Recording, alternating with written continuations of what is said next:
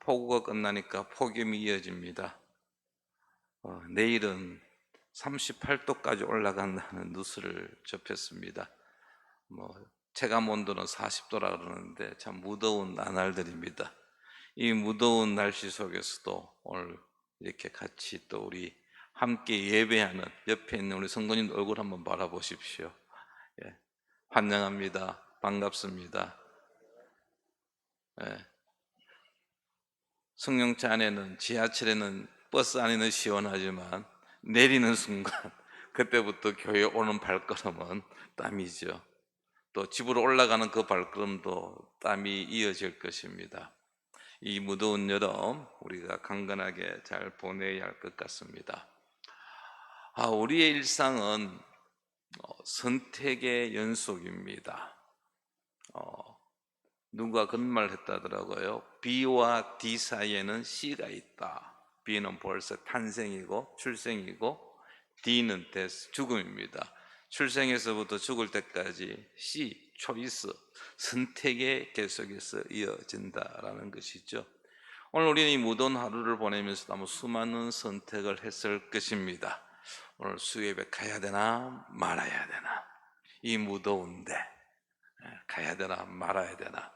나중에 홈페이지에, 교회 인터넷 홈페이지에 오늘 설교 올라올 것인데 나중에 그거 볼까, 아니면은 땀이 나더라도 그래서 가자, 아마 선택을 했을 것입니다. 우리의 선택 중에는 중요한 선택도 있고 아무런 의미가 없는 선택도 있습니다. 예를 들어서 우리가 점심에 무엇을 먹을 것인가, 그것은 우리에게 그렇게 크게 의미 있는 선택은 아니지 않습니까? 물론 밥 한 끼를 먹는 것에 대해서 목숨 거는 분도 있습니다.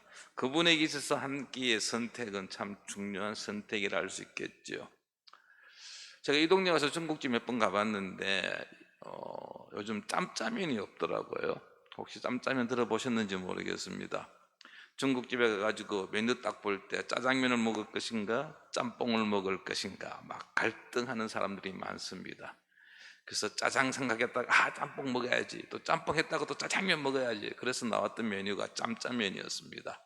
그릇 하나에 반은 짜장을 담고 반은 짬뽕을 담아가지고 짬뽕도 먹고 짜장도 먹을 수 있는 그런 메뉴가 나왔는데, 요즘은 아마 그런 메뉴가 없는 것 같습니다. 이렇게 의미 없는 선택도 있지만 아주 중요한 선택들이 또 우리 앞에 있습니다. 예를 들면 고등학교 3학년들이 대학 진학할 때 어느 대학, 어느 과를 선택할 것이냐, 대학을 졸업하고 취직할 때 어느 기업에 취직할 것이냐, 또 결혼을 앞두고 어떤 배우자를 선택할 것이냐, 이런 중요한 선택들이 있습니다. 이러한 선택들은 우리로 하여금 고민하게 만들죠. 그리고 수고하게 만들고, 또는 교회 앞에 와서 하나님 앞에 엎드려 기도하기도 합니다. 그런데 우리 그리스도인들이 반드시 선택해야 할 것이 있습니다. 사도 바울이 오늘 우리에게 그것을 말씀하고 있습니다. 둘 중에 하나를 선택하라고 요구하고 있습니다. 그것은 하나는 육체의 소욕이고 하나는 성령입니다. 17절 말씀을 한번 보시기 바랍니다. 17절입니다. 육체의 소욕은 성령을 거스르고 성령은 육체를 거스르나니 이 둘이 서로 대적하므로 너희가 원하는 것을 하지 못하게 하려 함이니라 했습니다. 여기에 육체의 소욕이 있고 성령이 언급된 이 둘은 대적, 서로 대적한다 되어 있고 거스르다라고 했습니다. 거스르다라는 것은 맞은편에 서 있다라는 의미입니다. 그러니까 성령하고 육체의 소욕은 서로 마주보는. 그래서 우리 그리스도인들은 이 둘 중에 하나를 선택하며 살아야 한다라는 것입니다. 짬짜면처럼 두 개를 동시에 다 선택할 수는 없습니다. 왜냐하면 이 둘은 서로 대적하고 있기 때문에 다른 하나가 지속적으로 방해한다라는 것이지요. 육체의 욕심을 따라 살려고 하면 성령이 그냥 있지를 않습니다. 계속해서 우리로 하여금 성령님께서 원하는 방향으로 가도록 요구하시고 간섭하십니다. 또한 성령의 인도하심을 따라 살려고 하다 보면 육체의 욕심이 쥐죽은덕 있는 것이 아니라 우리 속에 있는 어떤 죄악된 본성이라 그럴까요? 이러한 것들로 하여서 계속해서 우리를 죄의 길로 인도한다라는 것입니다. 그래서 이 둘은 서로 이렇게 부딪히는, 우리로 하여금 선택하며 살아갈 수밖에 없다라는 것이지요. 여기서 사도 바울은 우리에게 육체의 소유욕이 아닌 성령을 따라 행하라고 권면하고 있습니다. 16절 말씀에 보면 내가 이르노니 너희는 무엇을 따라 행하라? 성령을 따라 행하라 했습니다. 성령을 따라 행하라. 성령을 선택하라는 것이지요. 성령 하나님의 도우심을 받아서 행하라는 것입니다. 여기서 행하라는 것은 행동한다는 우리가 이해할 수 있는데, 행하라의 가장 기본적인 의미는 줄을 맞추어 서다라는 것입니다. 성령님과 줄을 맞추어 서라는 것이죠.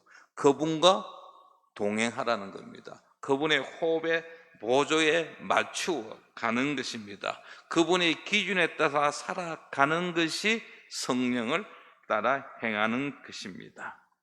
따라서 성령을 따라 행한다는 것은 우리가 성령과 함께 계속해서 걸어가야 한다는 것입니다. 걷는다는 것은 생활한다는 것을 의미하고 결국 성령과 동고동락하는, 성령 하나님과 동행하는 삶을 살아가는 것이 성령을 따라 행하는 것입니다. 18절 말씀에 보면 성령의 인도하시는 바가 되면이라고 했습니다. 성령의 인도하심 하나가 된다. 다시 말하면 성령을 따라 행한다는 것은 성령께서 인도하시는 대로 따라가는 것, 성령 하나님 인도를 받는 것이 바로 성령을 따라 행한다라는 것입니다. 성령 하나님은 우리와 함께 하시며 우리를 인도하십니다. 그러므로 우리는 항상 그분의 권위를 인정하고 그분 앞에 복종하고 그분의 인도하심에 순종하는 삶을 살아야 하는 것입니다. 여기서 중요한 것은 그 인도하심의 주도권이 내가 아니라 하나님이어야 한다는 것이죠. 성령님이 인도하시는 바를 따라가는 겁니다. 내가 인도하는 바를 따라가면서 성령 하나님 나를 따라오십시오가 아니라 성령 하나님이 내보다 앞서 우리는 그 뒤를 따라가는 것입니다. 성령의 인끄시는 대로 가는 것이 성령을 따라 행하는 것입니다. 요한복음 16장 13절에 이런 말씀이 있습니다. 그러나 진리의 성령이 오시면 그가 너희를 모든 진리 가운데로 인도하시리니 했습니다. 오직 들은 그가 스스로 말하지 않고 오직 들은 것을 말하며 장리를 너희에게 알리시리라.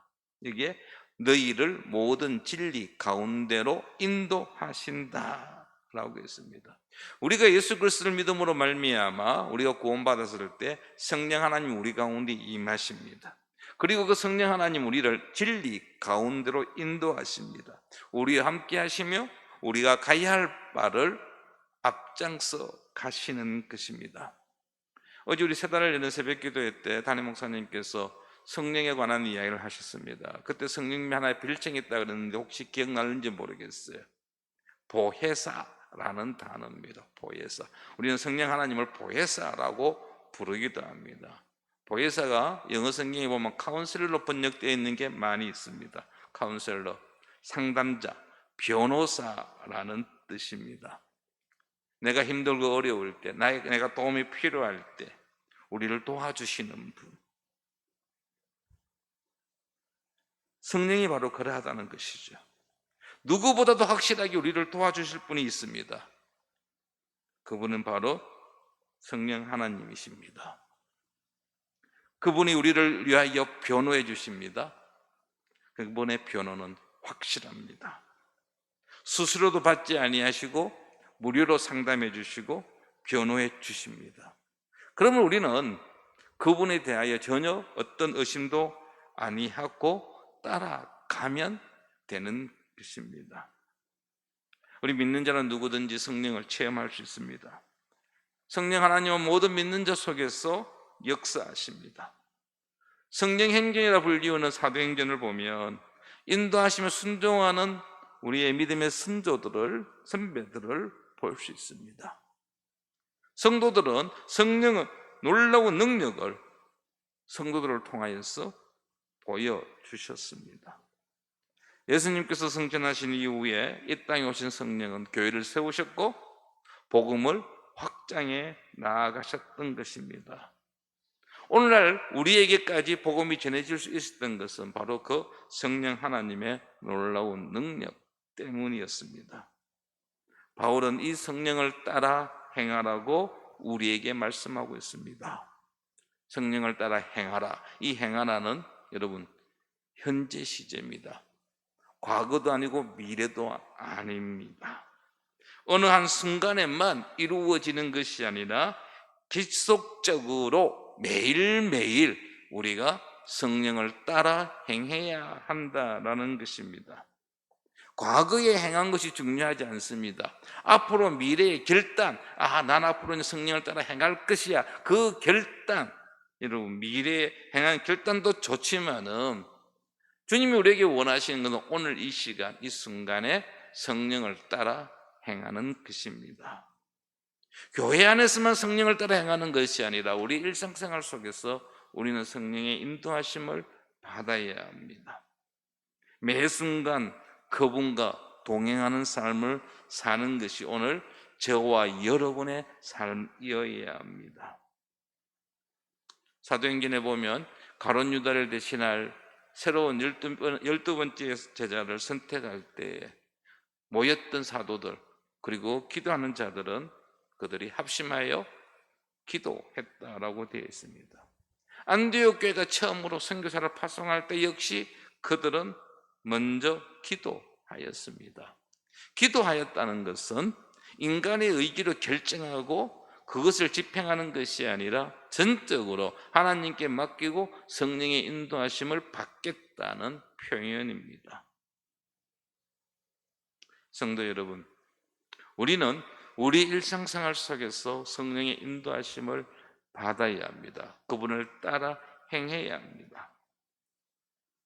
가정에서도 일터에서도 성령을 따라 행해야 합니다. 결혼이나 취직 이런 아주 중대한 문제에 있어서만 우리가 성령을 따라 행하는 것이 아니라 아주 사소한 부분까지도 우리는 하나님께 맡기고 성령의 인도함을 받아야 한다라는 것입니다. 여러분들 앞에 음식이 있을 때 어떤 음식이든 다 기도하십니까? 커피 마실 때 기도하는 분 계세요? 참 어떨 때는 참 갈등이 생깁니다. 이거 놓고 내가 기도하고 먹어야 되나? 아니면 그냥 먹어도 되나? 막 그런 갈등이 있죠. 어떤 분이 그래요. 자기는 자기 지갑에서 10,000원짜리 한 장 이상이 나올 때는 기도한답니다. 과연 이 물건을 사야 하나 말아야 하나? 10,000원짜리가 기준이에요. 그 이하는 그냥 생각 없이 쓰고 10,000원이 넘어가면은 고민한다는 것이죠. 네. 그거는 그냥 이런 우스갯 이야기로 우리가 넘길 수도 있겠지만은 돈을 지출함에 있어서 하나님의 뜻에 합당한 것인지 아닌지를 고민한다는 것, 이런 것은 우리가 참 한 번쯤 생각해 보아야 할 문제가 아닌가 싶습니다. 아무리 사소한 부분, 그냥 넘어갈 수 있는 부분까지 하나님의 뜻에 합당한지 우리는 항상 염두에 두어야 한다라는 것이죠. 아주 사소한 부분까지 우리는 하나님의 인도하심을 받아야 한다라는 것입니다. 이처럼 우리가 성령을 따라 행하게 되면, 성령의 인도를 받게 되면은 몇 가지 결과가 있는데, 첫 번째가 뭐냐면 육체의 욕심을 이루지 않습니다.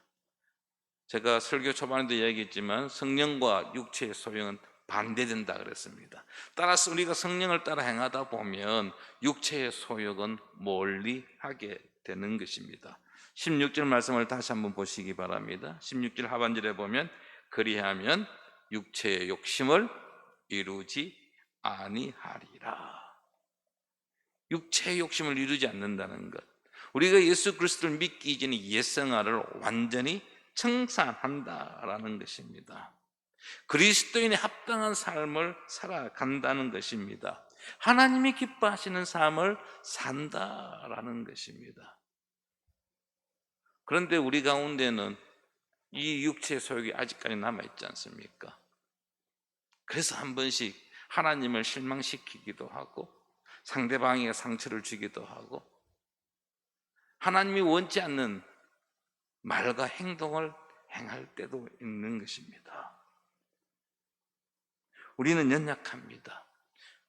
그래서 어쩔 수 없이 육체의 욕심을 따라갈 때가 있습니다. 우리의 능력으로는 여러분 결코 육체의 욕심을 통제할 수가 없습니다. 일시적으로 또는 아주 일부만 우리가 절제할 수 있지만은 완전히 벗어나지를 못합니다. 우리가 예수 그리스도를 믿었고 영접하였지만 아직 완전히 성화된 상태가 아니기 때문에 주님 앞에 가는 그날까지 우리는 성령과 육체의 소의 갈등 속에서 살아갈 수밖에 없습니다.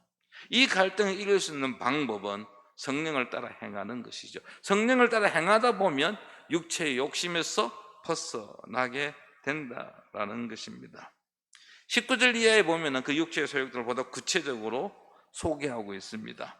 곧 음행과 더러운 것과 호색과 우상 숭배와 주술과 원수 맺는 것과 분쟁과 시기와 분냄과 당 짓는 것과 분열함과 이단과 투기와 술 취함과 방탕함과 또 그와 같은 것들이라 했습니다.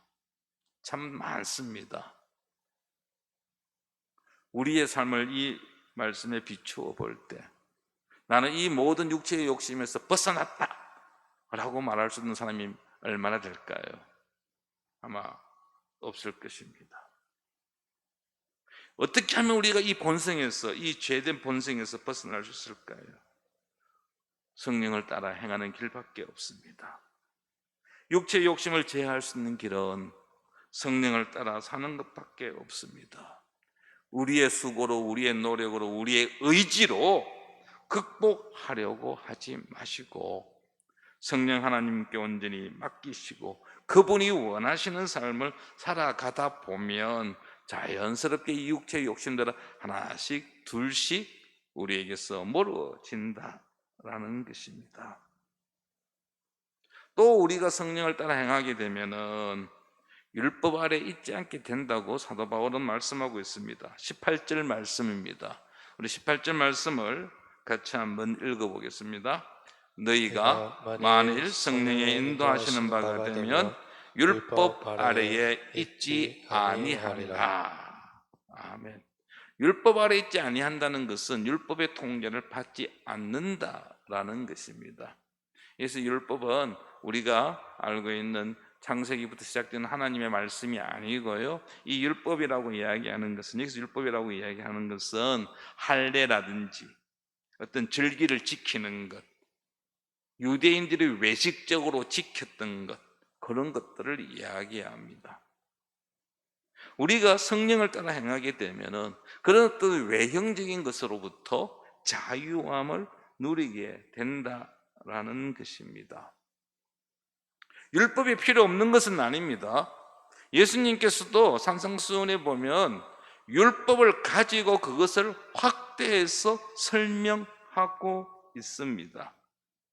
어떤 사람들 우리는 이제 예수 그리스도 시대를 살고 있기 때문에 율법은 필요 없다, 율법은 폐기해야 한다 라고 주장하는 사람들이 있습니다. 이 이신칭의 교리, 믿음으로 말미암아 구원받는 이 교리의 가장 큰 오해 가운데 하나가 그겁니다. 믿음으로 구원 얻으면 더 이상 우리는 율법을 지킬 필요가 없다, 그래서 십계명도 지키지 않아도 된다라고 말하는 자들이 있는데 그것이 아닙니다. 율법은 예수님이 이 땅에 오심으로써 완전해졌습니다. 그래서 우리는 구약 말씀을 지금도 묵상하고 읽고 그것에서 구약 성경에서 우리에게 주시는 메시지들을 우리는 아멘으로 받아들이고 그 명령을 지금도 지켜야 하는 것입니다. 다만 우리는 자유함을 누릴 수 있다는 것이죠.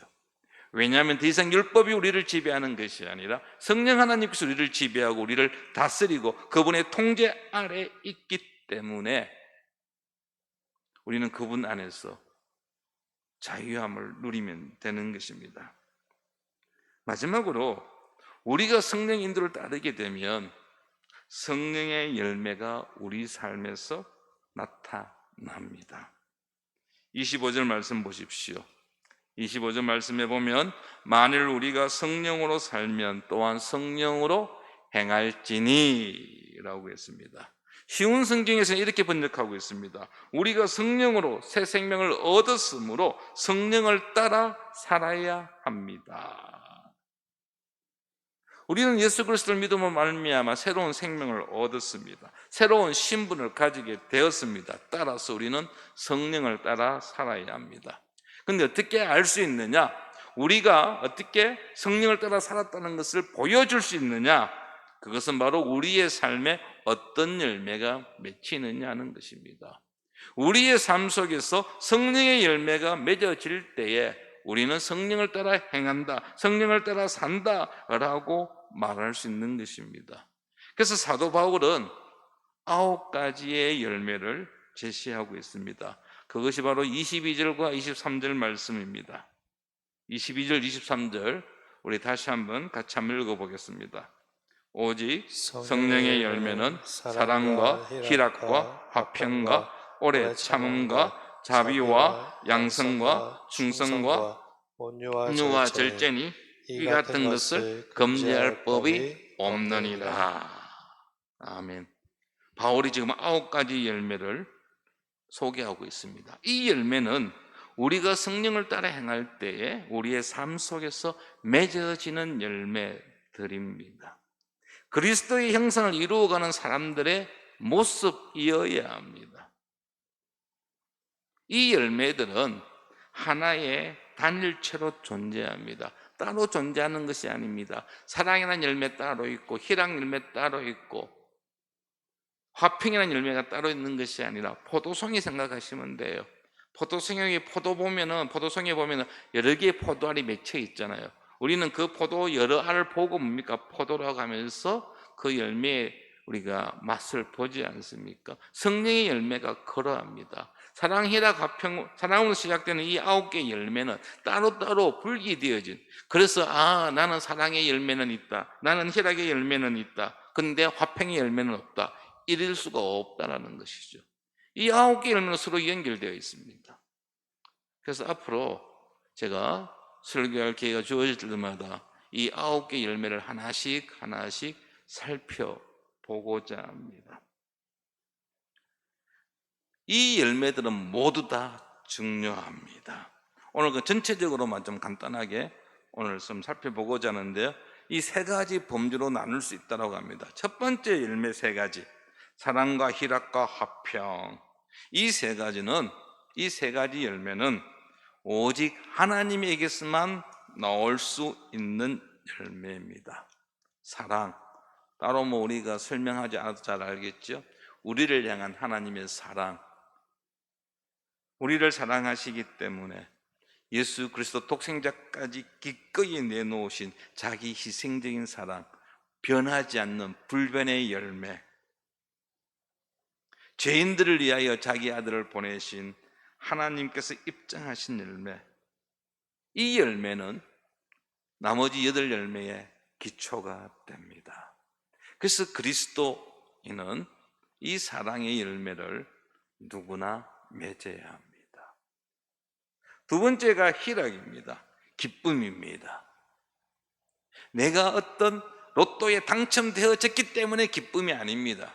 내 자녀가 성공했기 때문에 누리는 기쁨이 아닙니다. 환경에 의해서 기쁨을 누리는 것이 아니라 외부의 어떤 환경의 영향을 받지 않았음에도 불구하고 내 마음속에 우러나오는 기쁨, 주님이 주시는 기쁨, 비록 삶 속에서 결핍되어지고 그리고 불만족스럽게 보이는 그런 상황 속에서도 지속되어지는 풍성함이 있는 기쁨, 바로 그 기쁨을 여기서 희락이라는 열매로 언급되고 있습니다.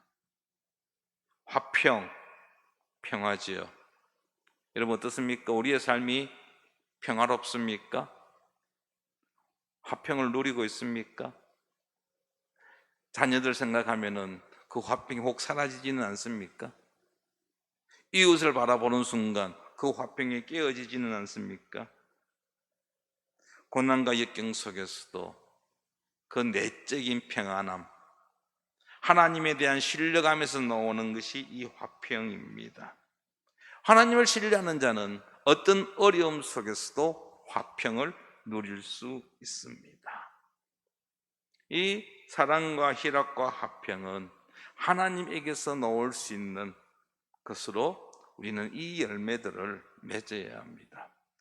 네 번째, 네 번째, 다섯 번째, 여섯 번째, 오래 참음, 자비, 양성은 이웃들과 각 다른 성도들과의 관계 속에서 맺어지는 열매입니다. 오래 참음, 인내. 끊임없이 우리를 괴롭히는 사람들에 대하여 인내하며 용납하는 것입니다. 자비. 하나님께서 우리에게 행하신 것처럼 우리의 이웃들에게, 우리의 원수들에게 자비와 관용을 베푸는 것이 자비입니다. 다른 사람의 필요에 먼저 반응을 보이는 것, 자비입니다. 양선, 선이죠. 선한 행동. 선을 행하기 위하여 손을 내미는 것. 상대방이 나를 어떻게 대하든지 상관하지 아니하고 악을 악으로 대응하지 않고 선으로 대응하는 열매.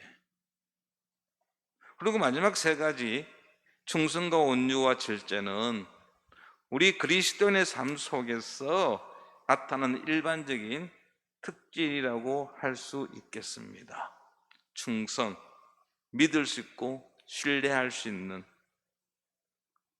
어떻습니까? 우리는 주변 사람들에게 신뢰를 줍니까? 다른 사람들에게 인정을 받고 있습니까?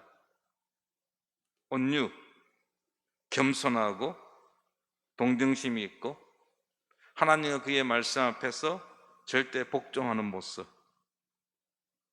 절제, 참는 것. 욕망이 있음에도 불구하고 그 인간의 욕망을 제어할 수 있는 그런 열매.